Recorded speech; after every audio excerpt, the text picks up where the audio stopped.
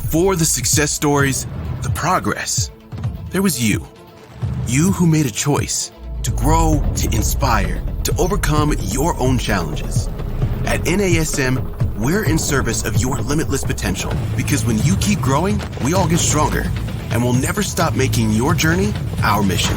Join the fitness leader. Become a fitness leader. Become a certified personal trainer.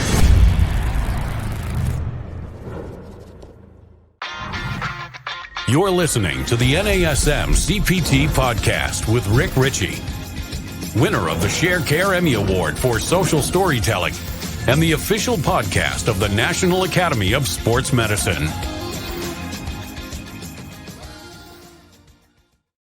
Hey, y'all, and welcome to the NASM-CPT Podcast. My name is Richey, and today I want to talk about something that's kind of been, it's been sitting with me for a while, and I've experienced quite a bit, personally, but also seeing this with a lot of other people. I see it in posts and social media, personal trainers who are big on social media. Some people are great at this, and some people are only showing the good stuff. So I want to say this.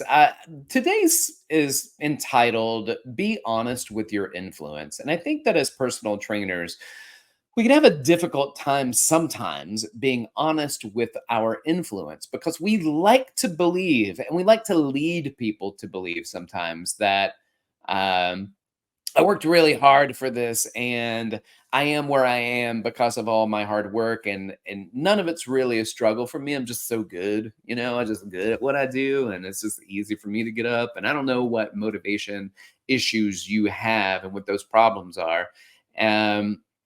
And the problem with that is that if you don't understand problems with motivation, then you don't understand your clients.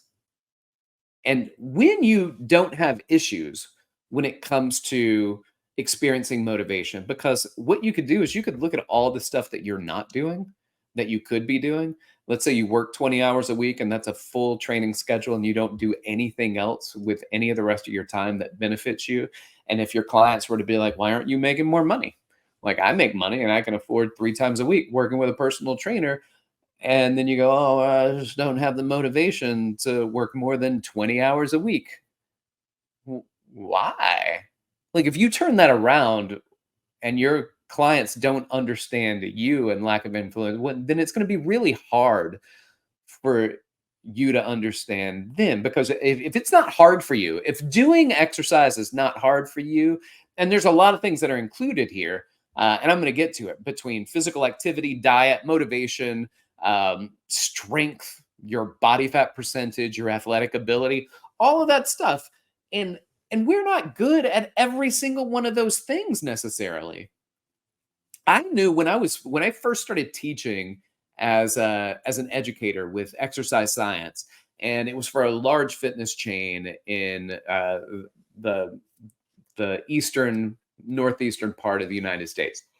I loved that job. It was one of my favorite jobs I ever had.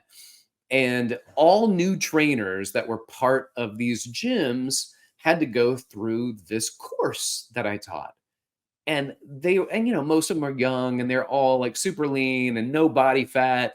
And we'd give them a break in the middle of the day and they would come back and everybody was eating McDonald's or some other type of fast food. And there was very few people who came in with salads. And it's easy for them, right? Like their body fat, their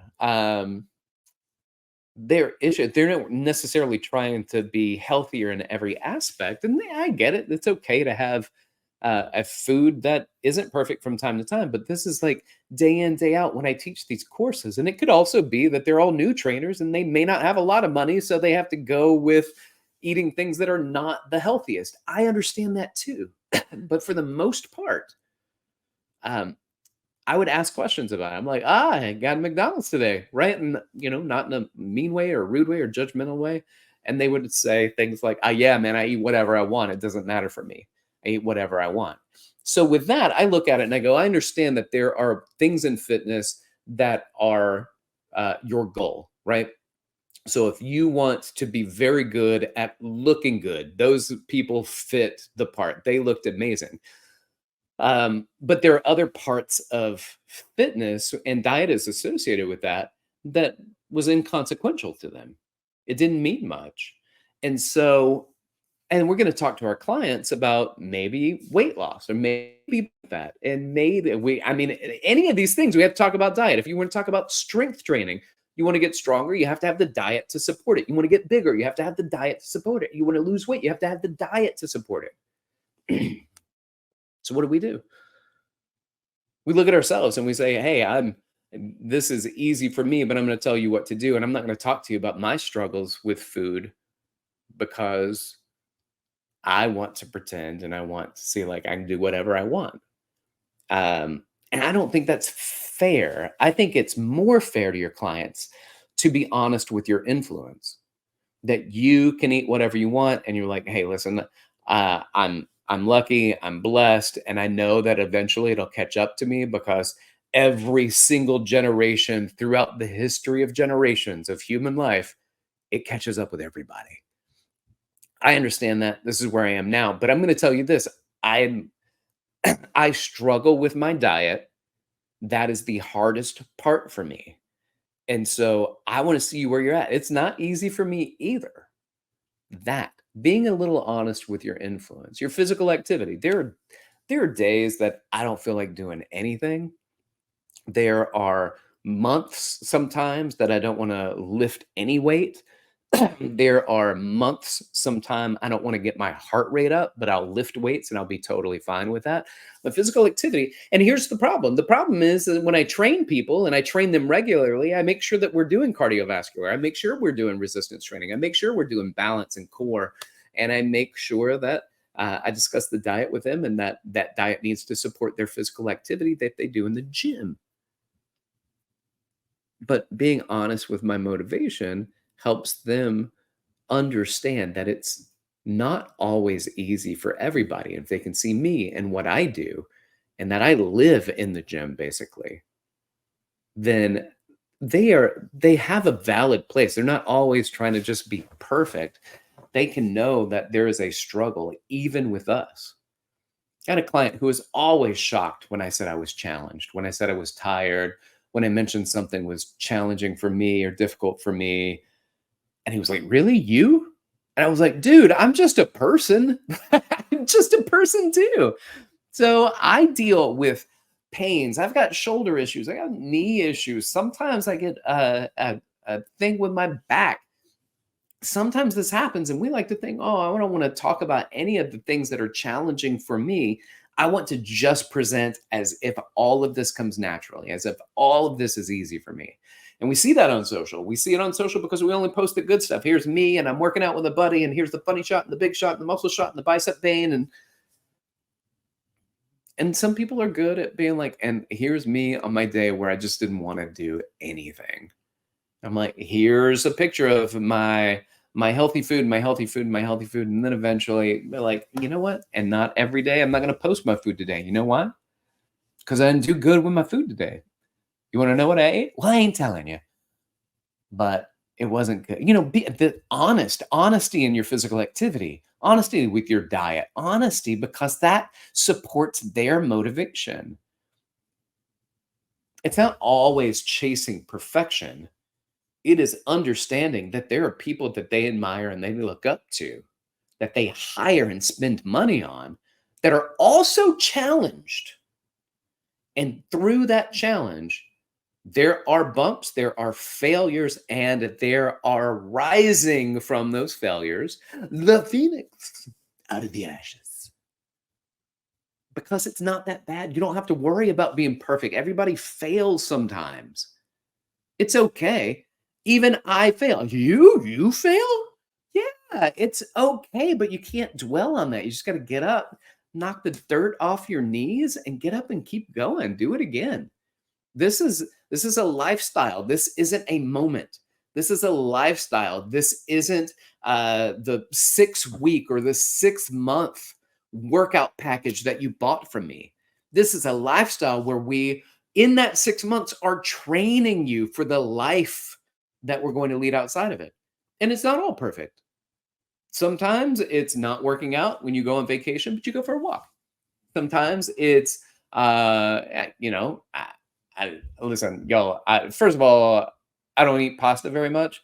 I'm diabetic, and I don't like to spend my calories that way. But I just went on vacation to Italy and crushed pasta. I crushed it. I ate a lot of pasta. And as my producer said, he was like, listen, you're going to go to Italy and you're going to find that you're going to gain only maybe a couple of pounds because you're going to be walking so much anyway. And that's kind of true. I gained some weight, but I didn't gain that much because I was physically active the entire time. Knowing that I've had troubles with my body fat, that I've gone from being skinny, that I've gone to adding weight that I didn't care for, my athletic abilities throughout the years have diminished, and being a competitive martial artist to being a convenient martial artist where taking on a new martial art, jujitsu. And I thought that it would just fall into place and that I'd immediately be good at it because I felt good and confident with other types of martial arts, striking and kicking and all that stuff, which I love. But that's wearing on me. And I'm not where I used to be. And this is why coaches are so amazing. Not all coaches are the best athletes. Not all the best athletes are going to be the best coaches. Best athletes have a hard time being the best coaches because they don't know how to coach people that aren't already blessed with gifts. It's the people who struggle. I feel this way with my education. I'm not the smartest person in the room usually ever. Doesn't mean I'm not the most educated person in the room. I'm highly educated and I admit that, but I'm not that smart. And the blessing of me being not that smart is that it takes a lot of work for me to learn something. And the blessing from that is because I worked really hard for me to learn it, then I can usually teach it pretty well. And that's really the ultimate blessing because I feel like I'm an excellent teacher and I enjoy teaching. I enjoy educating. And a lot of the benefits come from me not being that smart. And so when I struggle to learn something, then I can then teach other people because the struggles that I had, that I can make it a little bit easier for them to learn it without having to go through the struggles because I'm like, this is the technique. This is what I use to help me learn it. Your clients feel that way sometimes too. It's nice to see the professor in college and just think they're the smartest person.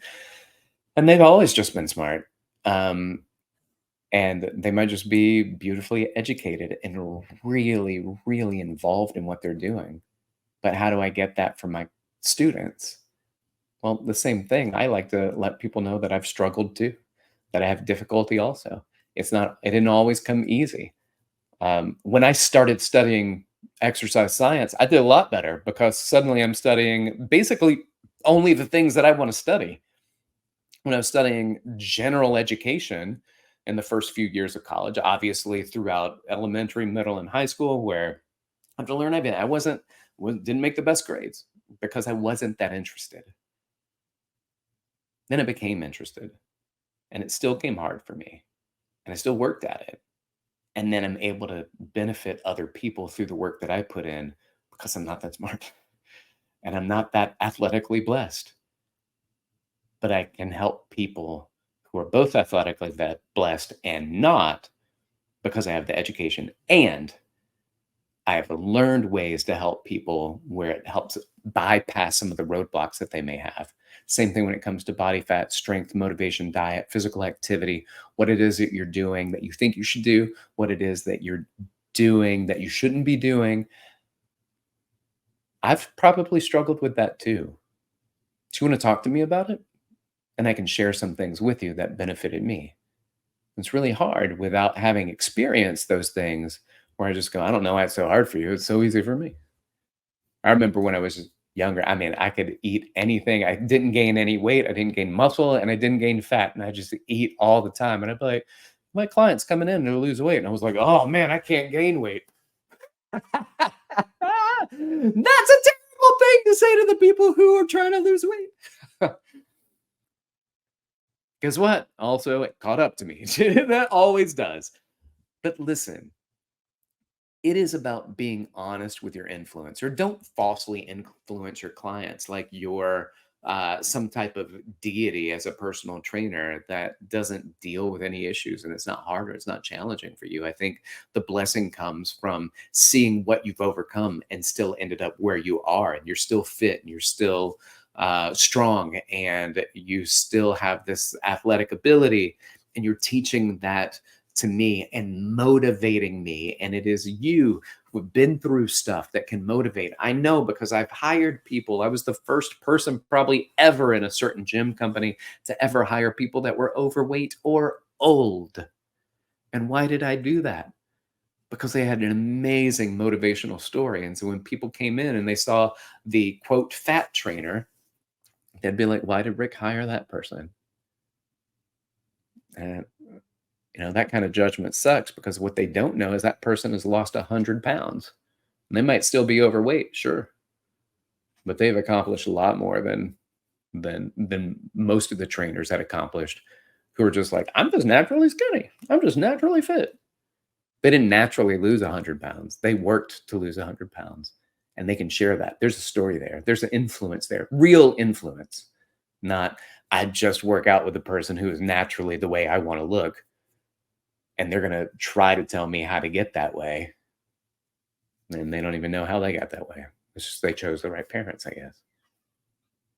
You have the ability to be more honest with your clients. And some of you are. Don't get me wrong. This is really about being honest with your influence, being honest about the challenges that we have, and using that as support and motivation. And says, I've struggled with these things, and yet I've worked. This is what I've done. These are the paths I've taken, and this is why I'm here right now. And it can be hard for some people to do. It can be hard for most people to do. And some people live in that story. It was hard for me, and I did this, and it was hard for me, and I did. Nobody wants to hear that either. Nobody wants to hear how hard. Like, you need to find the way to motivate using your story to help change their story. You got to balance that, right? You got to balance what the struggles are with what was the work that I put in that changed things for me. What was the insight that created change? What was the change agent for you when you were struggling? Don't focus just on the struggle. Focus on what change agent took place, what led to the significant moment where you decided that drinking water versus drinking sodas was going to be the right thing for you to do, and how that changed, and the struggle that you had, because it was a lot of that stuff can be habit forming and addicting. It's hard to change. Change is hard. What changed? What changed? And work within that realm of what changed, and help people see that you weren't there always, but where you are now, it still takes work. And this is what it looks like. And I see this for you, and I understand it's still going to take work. But this is what it can look like for you too. And be there. Don't be there as the exercise deity. Be there as somebody who's been through stuff also, and try to understand and empathize. And there are some people out there that are just, listen, you're perfect, and you've always been perfect. And I'm jealous, and I'm proud of you. And you can still fit in this story. And that story you can fit in is through empathy. Your story matters through the empathetic relationship that you have with your clients. I haven't been through that struggle, but I see the struggle that you're having, and that weighs on me, that has an influence on me, and it makes me want to be better, because I see how much you want to be better. I see the struggle that you have, and it makes me work harder in my life, because I see that you're putting in work that I haven't put in, and that you motivate me. Just be honest with your influence. That's it. Just the false influences that are there, I don't think are helpful for you, your clients, or your business. The honesty that you can have with not just the struggles, but what changed in life that led that not to be as challenging. And there are things that are always going to be a challenge. And I acknowledge that too. It's always a challenge for me to do this. It's always a challenge for me. But these are the things that I do. These are the steps that I make. These are the decisions I make. And these are how I make those decisions and stick with it and share it and work with your people. Y'all, I'm so proud that we get to do what we do and we get to inspire people to fitness. We don't make people change. We inspire people to change. Be part of that inspiration, not because you're the shining light, the beacon of health, but because you can guide them along the way, both through experience of what they've been through and for an understanding of where they want to go. We can do that. We can do that. All right, y'all. Thanks for listening. If you get a chance, like, subscribe to the show, share it with your fitness friends and family, leave a 5-star review, and make some comments on those reviews. It means a lot. It helps with the algorithm and all that business. If you want to reach out to me for any reason, you just want to reach out and be like, hey, what's up? You can DM me on Instagram at dr.rickrichey or email me rick.richey@nasm.org. Y'all keep inspiring people to fitness. Thanks for listening. This has been the NASM CPT Podcast.